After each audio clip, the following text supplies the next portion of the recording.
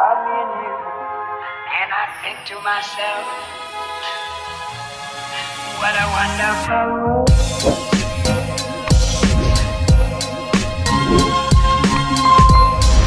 Hi guys, good morning. So, time check po tayo ngayon. Ngayon po ay alas 3 ng umaga. At kakauwi ko lamang po galing office. So, umuwi muna ako dahil so since ano naman po, break time kasi. Malapit lang yung office namin dito. Nag-ano talaga ako ng oras para matulog dahil bawal kasi talaga sa akin yung mapupuyat. Gawa ng sa hypertension natin. So, sumusumpong kapag napupuyat din tayo. Kaya nang mukhang hindi ako makakatulog dahil yun, minomonitor ko din yung ulan kasi sabi ko baka mag-brown out. Tapos, yun nga, nakamonitor pa din ako sa office kahit na nandito tayo.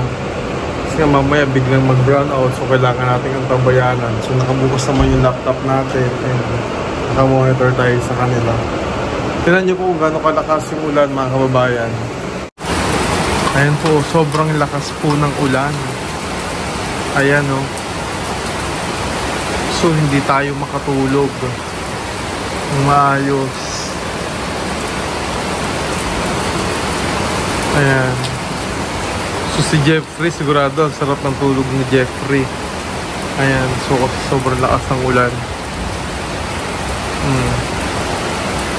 Problema na naman po ni Jeffrey kung paano siya maliligo. Si Jeffrey namang problema eh. Lagi kong sinasabihang maligo kasi minsan tinatamad siyang maligo kapag yung sobrang lakas po ng ulan.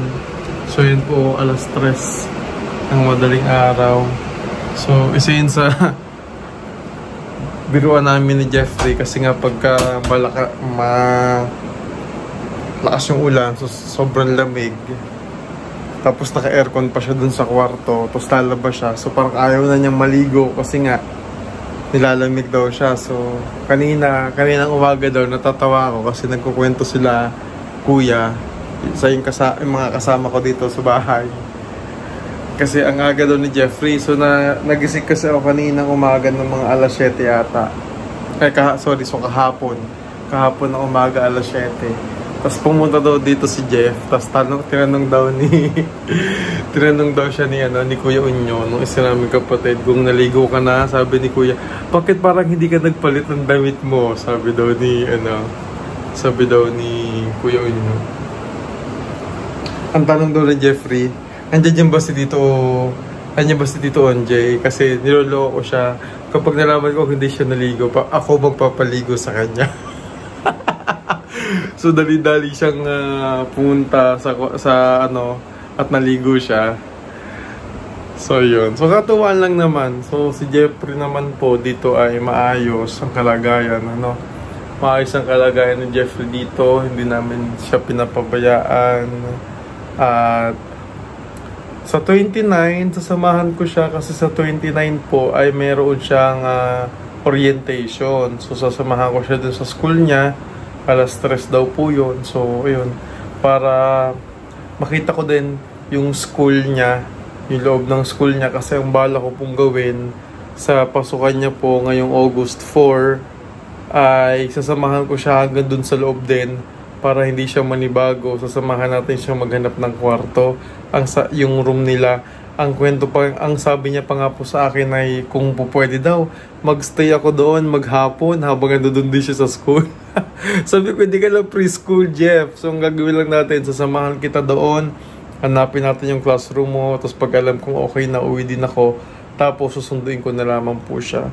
So, si Jeffrey naman na hindi naman natin pababayaan at kabilin-bilin na naman yon ni Pugong Biyahero, ni Kuya, na talagang alagaan din si Jeffrey. At si Jeffrey naman po dito ay talagang hindi na iba yung touring po namin sa kanya, Pamilya na yung touring namin kay Jeffrey dito sa bahay. So, ayun.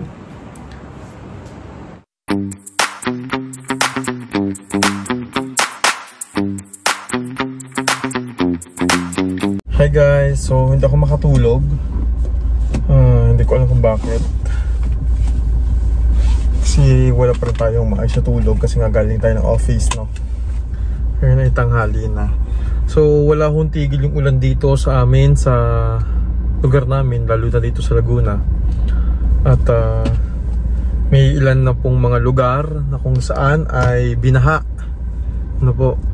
At isa nga po doon yung dati naming bahay o luma naming bahay nila Pugong Biyahero. So ang nakatira po ngayon doon kasi si Vrad TV. So check natin kasi may nag-message din po sa akin na yung ano talaga, yung area ay lubog talaga sa tubig baha.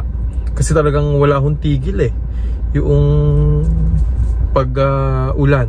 So tingnan natin, malay po natin, di ba? May maitulong tayo or ano man. Maswerte lamang po tayo dahil tayo ay nakatira sa lugar na kung saan hindi binabaha. Nakakaawa po yung ibang mga kababayan natin, lalo na yung mga bata. So bibistahin po natin ngayon. Ako ngayon si Jeff. Sama namin siya ngayon at kami ay bibisita doon sa bahay namin dati sa South Fairway, dito rin po in San Pedro. So marami yung binaha ng mga kababayan natin. So i-visit lang natin. Total hindi naman po ako makatulog. Bisitahin natin. Bisitahin natin mga kababayan. Kakain lang namin ng lunch break. Lunch break. Tingnan natin, mali mo naman, di ba meron pa pala tayong pwedeng maitulong doon sa lugar. Yes, correct. Para si Jeffrey makita niya na rin yung mga ginagawang pagtulong ng PB team, di ba? Sa alam niyo po, diyan po nagsimula si Pugong Biyahero sa lugar na yan. Diyan siya noon namigay ng package ng mga relief goods during pandemic at nung binagyo. Naalala ko noon, kabababa ko lamang galing barko, naaabutan ko pa sila dyan na nagpapak ng bigas. Sako-sakong bigas yung pinapak nila dyan, tapos pinamimigay nila. At naranasan ko din po yung nasakay kami ng bangka, tapos nalubog yung bangka sinasakyan namin. Oo, kasi sobrang sobrang malalim, tapos hindi mabalanse yung bangka. Katakutan ko kapag pumunta ko sa Mindoro. Minsan yung bangka walang Hindi kasi yung bangka na sinakyan namin ay walang katig, tapos pinuno talaga namin ng relief goods yun. Kasi nga, yun yung kailangan ng mga kababayan natin.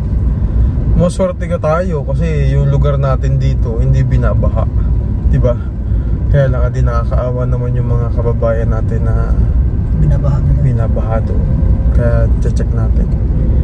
Pero syempre, may nag-message po sa akin na meron daw pong mga kababayan tayo doon sa evacuation center. Kaya lang, hindi po kasi natin yung basta-basta pwedeng puntahan yung mga ganoon na lugar, dahil yun po ay pinapangasiwaan ng aming lokal na pamahalaan. So hindi tayo basta-basta pwede pumunta doon. Tingnan lang natin yung mga madadaan na natin dito. Pwede binabahalin dito? Dito sa lugar natin hindi. Dito nataas lang yung tubig dito kapag sunod-sunod yung ulan, hindi lang kinakaya ng ng drainage. Pero after 30 minutes sa wala ng ulan, wala na ulit. Pero dun sa atin, sa bahay, wala yun. Hindi yung binabaha. So kaya maswerte tayo. So careful lang tayo. Kahit swerte rin careful lang din tayo. Kahit swerte tayo, careful lang tayo. Yes, kasi hindi natin alam kung ano yung mga pangyayari. Dun sa amin, landslide. Sa inyo, landslide, sa gandang paulan.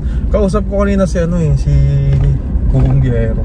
Tapos hindi naman daw na ulan doon. So kaya magbuti naman. Kasi dito ko sa bagay kasi norte kasi yung norte kasi yung daan ng mga bagyo. Abuto kami dito sa South Luzon. Hanggang Mindoro yan Bicol. Ata ulan din.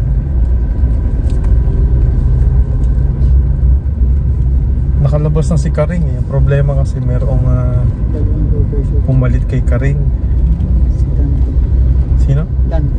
Si Dante Gulapa pala, kaya malakas yung bagyo. Dante Apostol. Kaya mag-iingat po kayo mga kababayan. Kasi Kasi iba yung panahon ngayon. Doble ingat kayo. Doble ingat. Yung mga nagmamaneho. Yung lolo ko hindi makatulog kapag ganito. Lagi na lang labas ng labas. Bakit? Natakot siya. Takot siya? Lalo na kapag malakas ang hangin. Yung mga puno sa amin. Dito na po yung lugar, oh. Ito yung binabaha. Oh, may mga coast guard na tumatawid. So, feeling ko Pinapasok. Pero may motor oh. Ibig sabihin, bumaba na siguro yung tubig. May wala naman mga yung mga pedicab.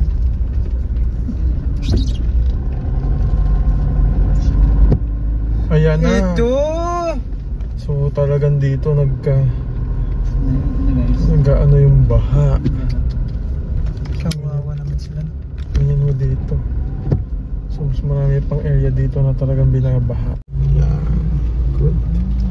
Ayan o. Grabe yung baha dito sa sa so hindi tayo pwede rito magpabilis ng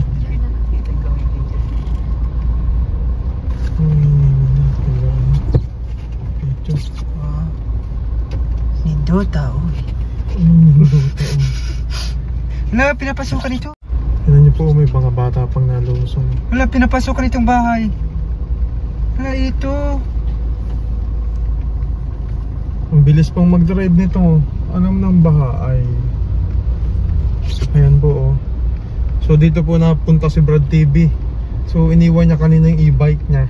May service kasi siyang e-bike. Hindi na daw nakapasok. So ganito po yung sitwasyon dito. Ayan oh, Jeff sa kabila. Ayan. Ayan oh. Aray ko. Baha na ho. Kawawa naman sila mga kababayan. Tingnan mo yan pwede yun.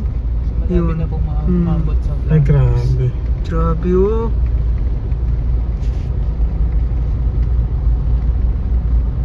Kawawa naman sila. Naglabi dito, nakabagat, namamangka ko na dito. Ano po mga naglalakad doon?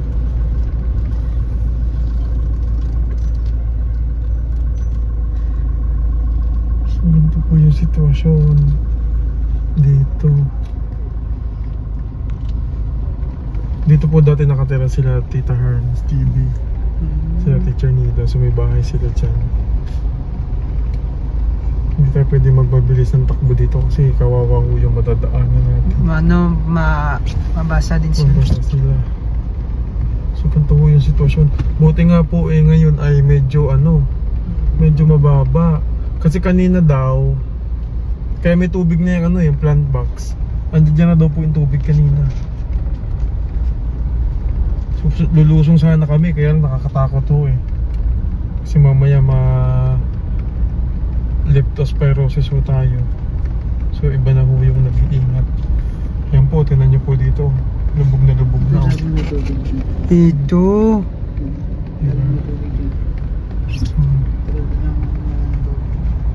Kawawa talaga Pinapasukan. Teka, nakakawa naman pag sobrang bilis ng ating pagtakbo. Sorry po.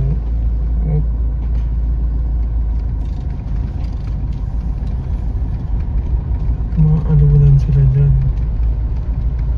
Aray ko. Aray ko, ganito ho ang sitwasyon daily. Hey guys.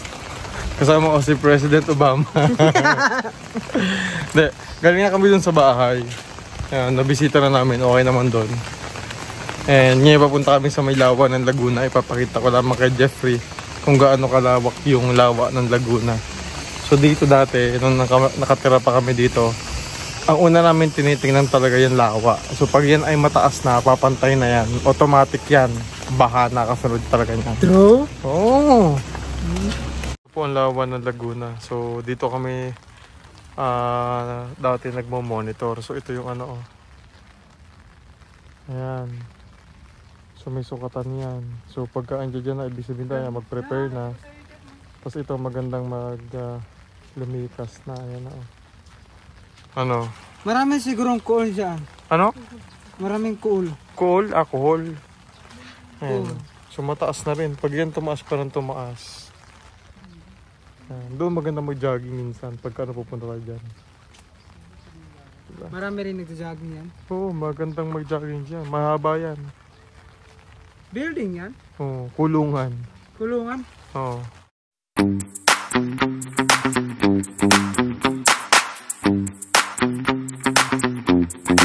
Bumaba si Jeff. Nagili si Jeff Santol. Nabili si Jeff ng Santol. Magkano po kilo? Ito maganda. O sige, magkano po kilo? Bili po kayo. Ako marunong. Hindi ako marunong. Ito, magkano yun to? Magkano yun to? Ito lang po, wala na po. Sige, bili na po kayo. Okay. Nag-request si Xiaomao. Ay, si Xiao, ano? Si Xiaopao. Siomai. O, siomai. Ano may Xiaopao? Ah. So, Nabot kami yung ulan eh. nabutan kami ng ulan. Wala tayong magagawa. Andito na. Wala tayong magagawa, mahal mo na.